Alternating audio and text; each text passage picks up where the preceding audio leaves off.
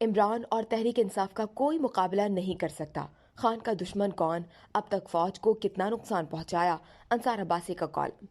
عمران خان کو کسی دشمن کی ضرورت نہیں، وہ اپنا نقصان کرنے کے لیے خود ہی کافی ہیں۔ ایک طرف اتحادیوں کی حکومت میں آنے سے ان کو کافی سیاسی نقصان ہوا، تو دوسری طرف عمران خان نے جھوٹ پر مبنی امریکی سازش کا ایسا بیانیہ بنایا کہ ان کی مقبولیت کی یہ حالت ہو گئی کہ جہاں جلسہ کرتے بڑی تعداد میں لوگ جمع ہو جاتے۔ جو ضمنی الیکشن ہوئے ان میں تحریک انصاف ہی بہت بڑی تعداد میں کامیاب ہوئی۔ گویا مقبولیت کے لحاظ سے یہ واضح ہو گیا کہ جب بھی الیکشن ہوتے ہیں عمران خان اور تحریک انصاف کا کوئی مقابلہ نہیں کر سکتا۔ اتحادی حکومت کو بے شمار مسائل کا سامنا ہے۔ معیشت کی حالت اتنی خراب ہے کہ کوئی معاوضہ ہی انہیں حکومت میں رہ کر اپنی کھوئی ہوئی مقبولیت دوبارہ دلوا سکتا ہے۔ خاص طور پر اس چیلنج کا نون لیگ کو سامنا ہے۔ ایسے میں جب سب کچھ عمران خان کی اپنی حکومت کے تمام تر نااہلیوں اور ناکامیوں کے باوجود ان کے حق میں جا رہا تھا اور وہ عوامی طور پر بے حد مقبول بھی ہو گئے، تو انہوں نے فوج اور اسٹیبلشمنٹ کے ساتھ کھلی جنگ شروع کر دی۔ ایسی باتیں اپنے جلسوں اور جلوسوں اور ٹی وی انٹرویوز میں اداروں کے خلاف کرنے لگے کہ بھارت میں ان کی تعریفیں ہونے لگی۔ چند ایک بھارتیوں نے تو عمران خان اور تحریک انصاف کو چندہ دینے تک کی باتیں شروع کر دی تاکہ عمران خان اپنی ہی فوج اور ISI کے خلاف حملوں کو جاری رکھ سکے۔ ایک ریٹائرڈ بھارتی میجر جو اپنے یوٹیوب چینل میں پاکستان کے خلاف زہر اگلتا رہتا ہے، وہ تو یہ بھی کہہ چکا ہے کہ عمران خان نے اپنی فوج اور ISI کو جتنا نقصان پہنچایا وہ تو بھارت اربوں ڈالر خرچ کر کے بھی نہیں کر سکتا تھا۔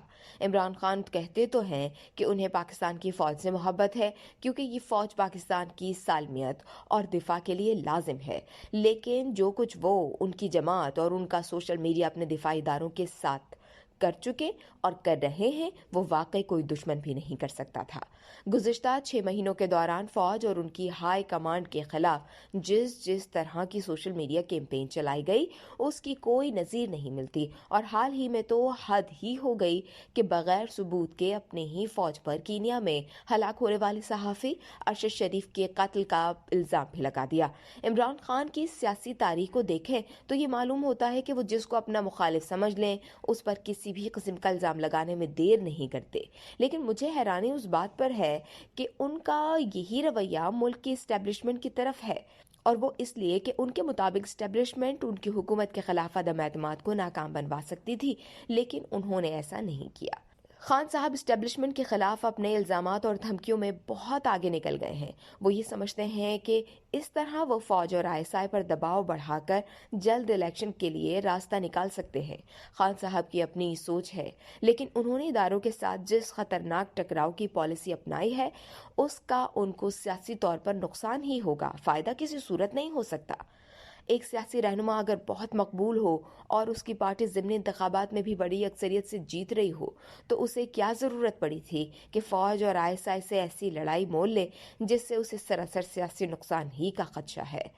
ایسے رویے سے صرف اس رہنما کے اپنے ووٹرز اور سپورٹرز یہ سوچنے پر مجبور ہو جائیں گے کہ کیا اس سیاست سے پاکستان اور اس کے اہم ترین دفاعی اداروں کو نقصان تو نہیں ہو رہا۔ اس کے ساتھ ساتھ عمران خان اسٹیبلشمنٹ سے اس دباؤ کے ذریعے جو توقع کیے بیٹھے ہیں اس کا نہ صرف یہ کہ پورا ہونا ناممکن نظر آتا ہے، بلکہ وہ مستقبل کے لیے بھی اسٹیبلشمنٹ کا اعتماد کھو رہے ہیں۔ جو کچھ عمران خان نے اپنی سیاست چمکانے کے لیے اسٹیبلشمنٹ کے ساتھ کیا وہ ادارے کبھی نہیں بھول سکتے۔ خان کو چاہیے تھا کہ اپنے تعلقات اور معاملات کو اسٹیبلشمنٹ کے ساتھ بہتر بناتے بجائے اس کے کہ ان تعلقات کو اتنا خراب کر دیتے کہ اپنی سیاست کے ساتھ ساتھ اداروں اور عوام کے درمیان تعلقات کو شدید نقصان پہنچا دیا۔ ابھی خان کو یہ باتیں سمجھ نہیں آئیں گی، لیکن کچھ وقت گزرنے دیں، بعد میں وہ یہی کہیں گے کہ مجھ سے بہت بڑی غلطی ہو گئی۔ اس ویڈیو سے صرف اتنا ہی۔ مزید جاننے کے لیے سبسکرائب کیجیے ڈیلی جنگ یوٹیوب چینل اور لائک کیجیے ڈیلی جنگ فیس بک پیج۔